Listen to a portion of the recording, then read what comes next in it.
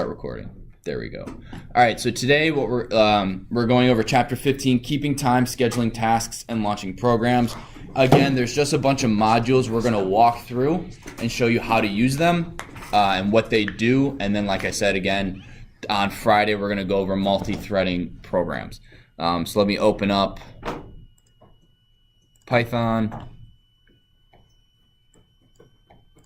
So the first one is import time. So import time. What this allows you to do is this is the current millisecond. Hang on, what does it say? The Unix time is the time reference commonly used in programming. 12 a.m. on January 1st, 1970, coordinated universal time. The time.time function returns a number of seconds since that moment as a float value. So this is since January 1st, 1979 or 1970. That's the amount of seconds that have passed. This is the Unix epoch. Why? Because that's how they keep time in programming. 1.5 billion. Yeah. Wait. Well, so, okay, let's look up. Oh, I don't want to open my January email. 1st, 1976. So let's go the Unix epoch. I can't see anything. I can't see anything. Give me 5 seconds.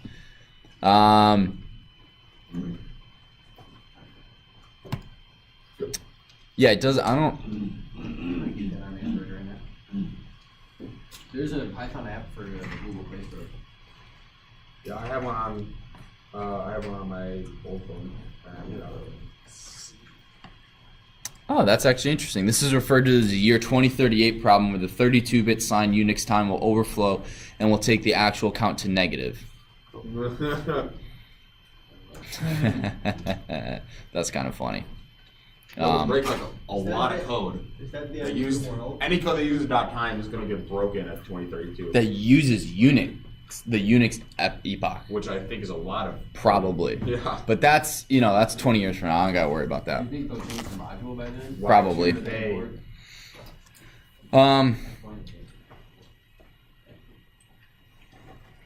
Yeah. That's the what's going to come to. So yeah, what you can do is you can go. Hang on, I can't. So you can do start is time.time, end is time.time. What? Time to type time. So how long it took me to type the difference between these two is the end minus start type. We're using Python 3, right? So it took me 3.296 seconds to type that. Wait. So if I do start, let's just do this. So once I hit enter, it's going to start, it's going to get a time. And then when I go end, it's going to mark that as a different time. So then I go type time is end minus start. So you can only do that in a shell. Wait, so You can have it run a program. So on 336 at the beginning of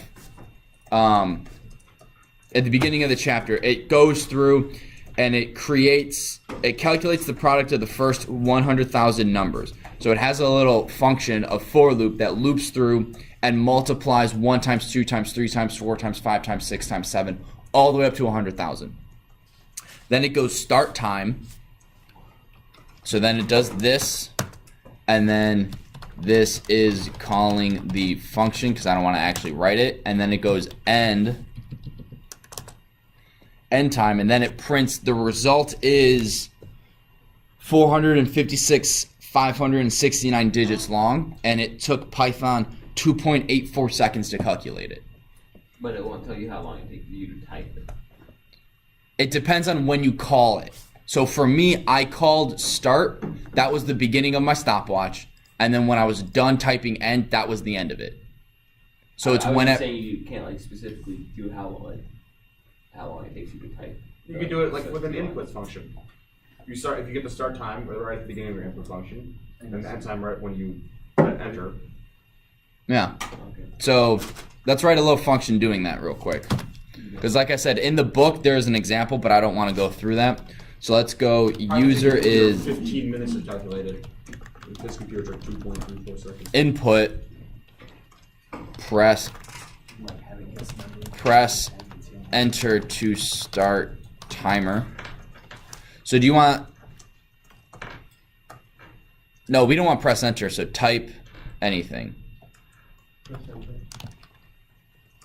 Type anything. We're gonna go home and we're gonna go import time and we're gonna do start is time.time.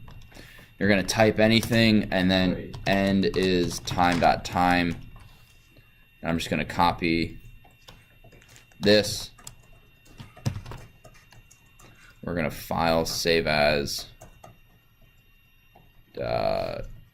OneDrive classes advanced. Time to type.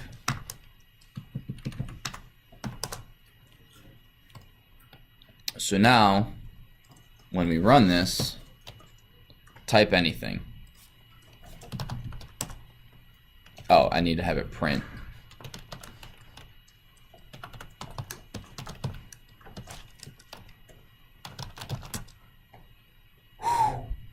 What if you don't type in real quick? You just like, Oh yeah. Do do do. Okay. Is that 7 seconds? 7.69 seconds? So it's always in seconds? Yeah. So Well, because if you look at this, so let's just do. I'm just gonna call time. I'm gonna wait a few seconds. So this is the time since 1970 when I hit enter there, and then this is the time since then when I hit enter. So there's a difference of 3-ish seconds. yeah. Does that make sense? So then we just do the end minus the start, and we get the difference of 3.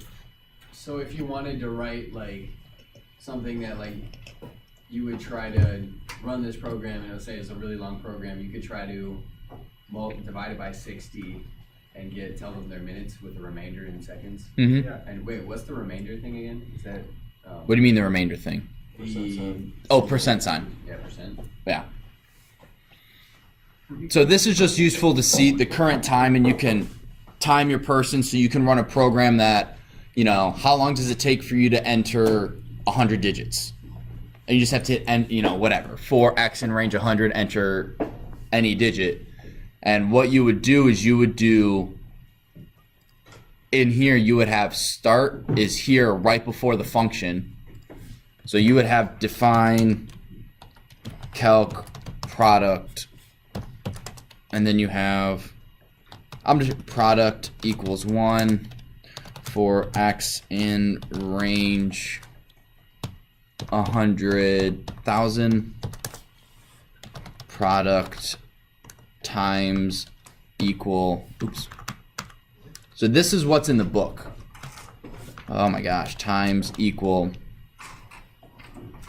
X, because I wrote it differently.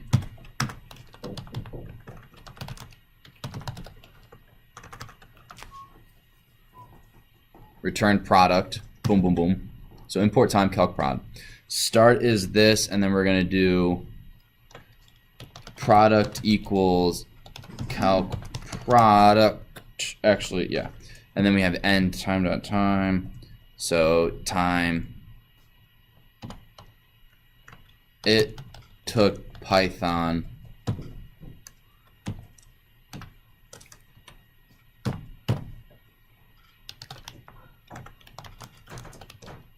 calc. I can't see what I'm typing. Calculate.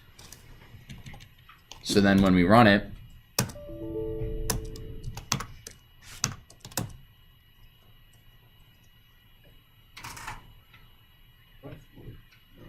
wait. Why did it take his computer 2.84 and took mine 300th of a second? Because you calculated it wrong. Yes. Potentially. For X Oh, our Python has gotten better at things. Oh, hang on. That's what I think I did. There we go. I think I started at 0, so everything was 0. Wow, he has a way faster computer than I do.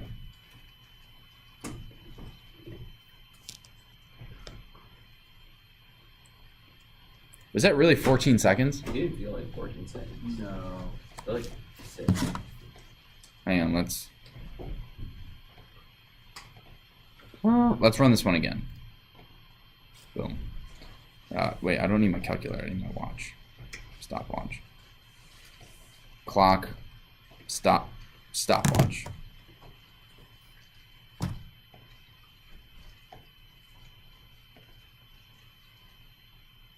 Who's eating? Me. Okay.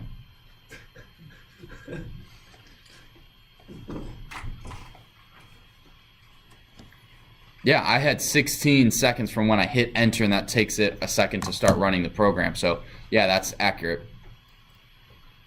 Time is relative, man. Yeah. We're using Python 3, right? 3.4. 3.6.4. 3.6.4. Okay, 3.6. Yeah. So that's cool. You guys know time.sleep, right? I think I introduced that to you guys in intro, at least some of you. So import sleep. Let's bring this up. So time. So I'm not going to do to 100,000. For x in range, print x time.sleep 1. Tell me if you guys can tell me what this does. Maybe go by It's a timer. 10 ticks or what? So what it does is it waits 1 second, it pauses the function. Oh, Yep. that's nice. I'm done. So you could do a countdown clock for your game. Useful thing of all time. You could have a countdown clock and have it go. You have 30 seconds to do your game or whatever. Click clock and it counts down. And once you hit 0, you can have something happen. So time.sleep pauses your function, and that's actually really cool because you can have your function do something once a second, once every 5 seconds, once every 10 seconds, Once every 24 once every hours. 24 hours. Although at that point you probably want to use task scheduler on your computer as opposed to Python. Yes. Would it actually, is that accurate to, it would run once a second, or would it run and then like there'd be like a split second where it's running and then it gets back to its delay a second? So what it'll do is, so it starts this, and this is running, and then it gets for X in range, print X, boom, all right, I'm going to wait 1 second, and then goes around, gets here, waits 1 second, goes around, waits 1 second, which is why if you look here, It's a little bit longer than. it's a little longer than 9 seconds. So if you had like a 3-minute game, that wouldn't be what you would use a countdown timer as, because that would be eventually, if it's long enough, it would be inaccurate. I mean, you can tell it runs all of. Nope, that's the wrong one. It runs from return back up here. It does that 10 times or 9 times. 0.1. 9 times. 9 times in 0.16 seconds. So basically, it's a thousandth of a second, give or take. But like if you had a lot though, Well, so it just depends on how you want to code it. So in the game we built in intro, it took ticks. yeah. So it was number of ticks in the computer or whatever. It wasn't using time, it was using relative to this computer, not necessarily the Unix time. Unix epoch or epoch, I don't know how that word goes. So that's how they did that. And once you get to ticks is greater than 90,000 or whatever, because a tick is 1 millisecond. Yeah. So it just depends. Is there any way to actually like regulate this goes through 1 time a second? Or that's too hard? 'Cause there's not with time function, with like some other. Off the top of my head, I don't know. I also don't know.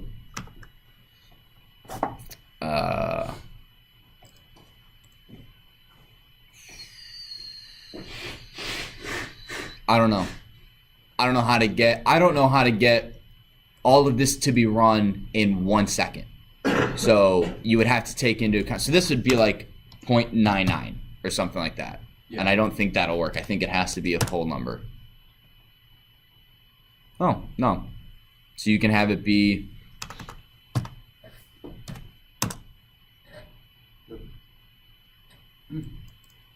I forgot. You can use decimals. All right, so I only got a minute. What I want you guys to do for Friday is go through